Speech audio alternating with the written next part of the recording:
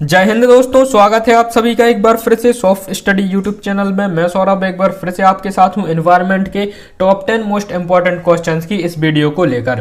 तो दोस्तों यह हमारी एनवायरनमेंट की टॉप 10 मोस्ट इंपॉर्टेंट क्वेश्चंस की छठी वीडियो है। इससे पहले 5 वीडियो आ चुकी हैं। यदि आपने उन्हें नहीं देखा है तो लिंक आपको इसके डिस्क्रिप्शन में मिल जाएगा, जहां से आप उन सारी वीडियोज को देख सकते हैं। और यहाँ पर कवर किए गए प्रत्येक क्वेश्चन मोस्ट इंपॉर्टेंट है, तो वीडियो को शुरू से लेकर एंड तक पूरा देखें और ये क्वेश्चन 100% आपके एग्जाम में पूछे जाएंगे।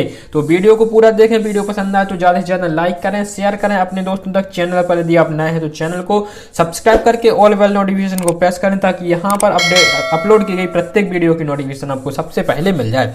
तो स्टार्ट करेंगे इस वीडियो को कल पूछे गए प्रश्न के साथ। और कल हमने आपसे पूछा था कि चेचक होने का कारण क्या है, चेचक होने का प्रमुख कारण क्या है। तो कल की वीडियो में जो आंसर दिए हैं, बहुत कम लोगों ने इसका आंसर दिया है, तो इसके हम आंसर की बात करते हैं। तो चेचक होने का जो प्रमुख कारण, सबसे पहले तो चेचक क्या है। चेचक दो प्रकार का होता है मुख्यतः, जिसे हम स्मॉल पॉक्स एवं चिकन पॉक्स के नाम से जानते हैं। जो स्मॉल पॉक्स होता है ये भी चेचक होता है, और सामान्यतः जो चेचक होता है इसे स्मॉल पॉक्स ही समझा जाता है। ठीक है, तो ये दो प्रकार का होता है, एक है स्मॉल पॉक्स और चिकन पॉक्स, छोटी माता और बड़ी माता। ठीक है, तो जो स्मॉल पॉक्स होता है ये जो होता है ये वेरियोला वायरस की वजह से होता है। ठीक है, स्मॉल पॉक्स वेरियोला वायरस की वजह से, और जो चिकन पॉक्स होता है यह वेरिसेला जोस्टस वायरस की वजह से होता है। तो पूछा जाए स्मॉल पॉक्स का वायरस कौन सा है, तो ये वेरियोला है, और चिकन पॉक्स का वायरस कौन सा है, तो यह वेरिसेला हो जाता है। ठीक है, तो ये दोनों आपको याद रखने हैं। इसी के साथ बढ़ते हैं हम आज के पहले प्रश्न की तरफ। और आज का हमारा जो पहला प्रश्न है आपके स्क्रीन पर देख सकते हैं, लिखा हुआ है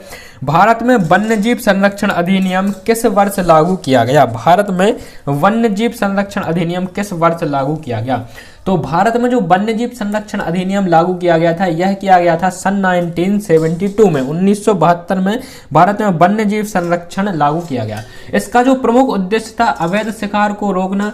जो जानवरों का अवैध शिकार किया जाता है उनके मांस हाड़ खाल के व्यापार पर रोक लगाई इस अधिनियम के जरिए, और इसे फिर संशोधित भी किया गया था। ठीक है, 2002 में इसे संशोधित किया गया, और फिर जो अभी वर्तमान में लागू है उसका नाम है भारतीय वन्यजीव संरक्षण संशोधित अधिनियम 2002। ठीक है, तो ये आपको याद रखना है।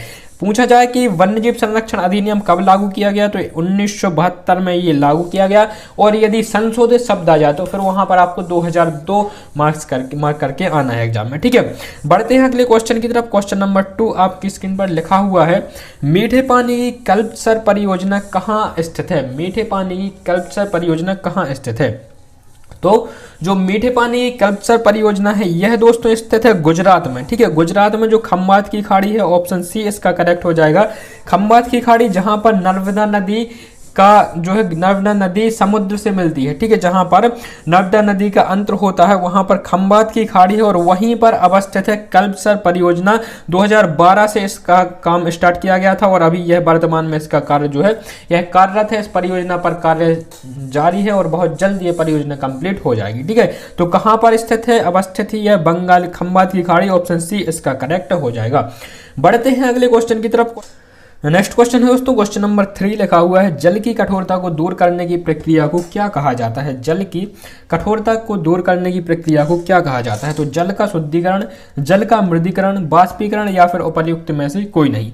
तो जल की कठोरता को दूर करने की जो प्रक्रिया होती है उसे हम कहते हैं जल का मृदीकरण, ऑप्शन वी इसका करेक्ट हो जाएगा। ठीक है, अब जल की कठोरता क्या है, तो आपने देखा होगा कहीं कहीं का जल होता है वो मीठा होता है, और कहीं कहीं का जल खारा होता है, उसमें लवणीय मात्रा अधिक होती है। ठीक है, इसमें कैल्शियम एवं मैग्नीशियम के बाइकार्बोनेट घुले होते हैं, जिसकी वजह से जल कठोर होता है, या फिर जल अधिक लवणीय होता है। ठीक है, तो जहां का जल कठोर नहीं होता है, जल मीठा होता है, उसमें साबुन का जो झाग होता है बहुत ही आसानी से बनता है और बहुत अधिक मात्रा में बनता है। जो जल कठोर होता है उसमें साबुन का झाग आसानी से नहीं बनता है, या फिर बनता ही नहीं है। ठीक है, तो ये जल की कठोरता को पहचानने का आसान सा उदाहरण हो जाता है।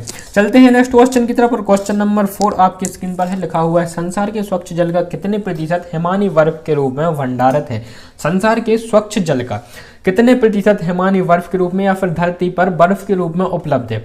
तो संसार में जो जल उपलब्ध है उसका मात्र 30% जल ऐसा है जिसका उपयोग हम अपने उपयोग के लिए कर सकते हैं या फिर इसे हम पी सकते हैं। ठीक है, इसके अलावा जो 70% जल है यह समुद्रों में जमा है और यह खारा होने की वजह से यह उपयोग करने लायक नहीं है। और ये जो बचा हुआ 30% जल है इसका भी 70%, ऑप्शन ए इसका करेक्ट हो जाएगा। ये जो 30% बचा हुआ जल है इसका भी 70% पृथ्वी के ध्रुवों पर, जो उत्तरी ध्रुव है, दक्षिणी ध्रुव है, ध्रुवों पर और जो क्षेत्र है जहां पर बर्फ जमी हुई, ये बर्फ के रूप में उपलब्ध है पृथ्वी पर। ठीक है, इसके अलावा जो इस 30 में से भी बचा हुआ 30% है ये हमारे उपयोग के लिए भी उपलब्ध है, इसका हम उपयोग करते हैं। ठीक है, तो उम्मीद है आप इस क्वेश्चन को समझ पाए होंगे। बढ़ते हैं अगले क्वेश्चन की तरफ और क्वेश्चन नंबर 5 आपकी स्क्रीन पर लिखा हुआ है अम्ल वर्षा होने का कारण क्या है। अम्ल वर्षा होने का कारण क्या है तो ये आपको बताना है। ये क्वेश्चन पिछली वीडियो में भी कवर हो चुका है लेकिन यहाँ पर एक बार फिर से हम देख लेते हैं। लिखा हुआ है option A sulphur dioxide, carbon dioxide, chlorofluorocarbon या फिर खारा समुद्र का जल। तो अम्ल वर्षा होने का जो क्या कारण है वो है आपका ऑप्शन ए सल्फर डाइऑक्साइड। जो वर्षा होती है उसमें सल्फर डाइऑक्साइड की मात्रा अधिक होती है और वो जो जल होता है वो सामान्य जल से अधिक, यहाँ पर उसका पीएच मान कम होता है तो सामान्य जल से ज्यादा अम्लीय होता है। जो सल्फर डाइऑक्साइड है यह उद्योग धंधों की जो फैक्ट्रियां हैं उनसे जो चिमनियां हैं, चिमनियों से निकलने वाला जो अपशिष्ट धुआं होता है, ठीक है, उसमें सल्फर डाइऑक्साइड की मात्रा अधिक पाई जाती है। और जो वाहन चलते हैं, डीजल पेट्रोल से चलने वाले वाहन होते हैं, इन वाहनों से निकलने वाली भी जो गैस होती है उसमें सल्फर डाइऑक्साइड की मात्रा अधिक पाई जाती है और ये गैस आसमान में जाती है और जब यह पानी के साथ घुलकर नीचे पृथ्वी पर दोबारा बरसात होती है, उस घुले हुए जल में सल्फर डाइऑक्साइड जब घुली होती है तो पृथ्वी पर दोबारा इसकी बरसात होती है तो उसे हम अम्ल वर्षा कहते हैं। ठीक है, बढ़ते हैं नेक्स्ट क्वेश्चन की तरफ। क्वेश्चन नंबर 6 आपकी स्क्रीन पर। यदि आप यह पीडीएफ डाउनलोड करना चाहते हैं तो आप हमारे टेलीग्राम ग्रुप से जुड़ सकते हैं। टेलीग्राम पर यदि आप सर्च करेंगे सॉफ्ट स्टडी तो वहां पर हमारा चैनल मिल जाएगा जिस पर लगभग 700-750 सब्सक्राइबर्स हैं। उसे आप सब्सक्राइब करके इन सभी पीडीएफ को बिल्कुल मुफ्त में डाउनलोड कर सकते हैं। ठीक है, नेक्स्ट क्वेश्चन यहाँ पर क्वेश्चन नंबर 6 लिखा हुआ है काजीरंगा राष्ट्रीय उद्यान कहाँ स्थित है। ठीक है, तो काजीरंगा राष्ट्रीय उद्यान स्थित है असम में। ऑप्शन सी इसका करेक्ट हो जाएगा। यह क्वेश्चन भी पहले के हम प्रैक्टिस सेट में कवर कर चुके हैं। ठीक है, तो यहाँ पर काजीरंगा राष्ट्रीय उद्यान स्थित है असम में। ठीक, असम में एक और राष्ट्रीय उद्यान स्थित है जो आपको याद रखना है, मानस राष्ट्रीय उद्यान। ये दोनों राष्ट्रीय उद्यान यूनेस्को की वर्ल्ड हेरिटेज साइट में या फिर यूनेस्को की विश्व धरोहर स्थल में शामिल है, काजीरंगा और मानस राष्ट्रीय उद्यान। यदि पूछा जाए एक सींग वाला गैंडा कहाँ पाया जाता है तो एक सींग वाला गैंडा पाया जाता है असम में। ठीक है, यूनेस्को की विश्व विरासत स्थल में ये शामिल है तो आपको यूनेस्को के बारे में पता होना चाहिए।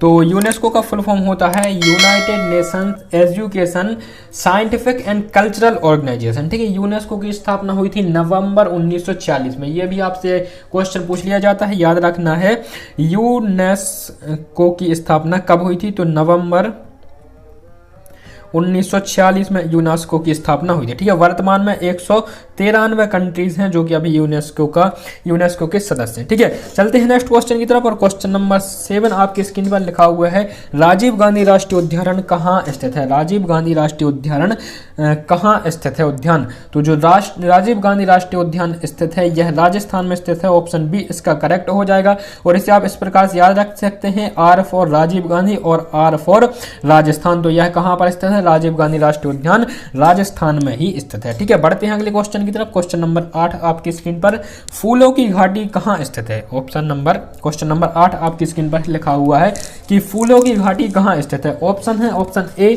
केरल में स्थित है, जम्मू कश्मीर में स्थित है, उत्तर प्रदेश में स्थित है या फिर उत्तराखंड में स्थित है। तो जो फूलों की घाटी स्थित है यह स्थित है उत्तराखंड में। ऑप्शन डी इसका करेक्ट हो जाएगा। यदि उत्तराखंड की बात आती है तो उत्तराखंड में एक और यहाँ पर आपको याद रखना है जिम कॉर्बेट नेशनल पार्क या फिर इसे हम हेली नेशनल पार्क के नाम से भी पहले जानते थे। तो जो जिम कॉर्बेट नेशनल पार्क है यह भारत का सबसे पुराना राष्ट्रीय पार्क है। तो ये आपको याद रखना है, सबसे पुराना राष्ट्रीय उद्यान है भारत का।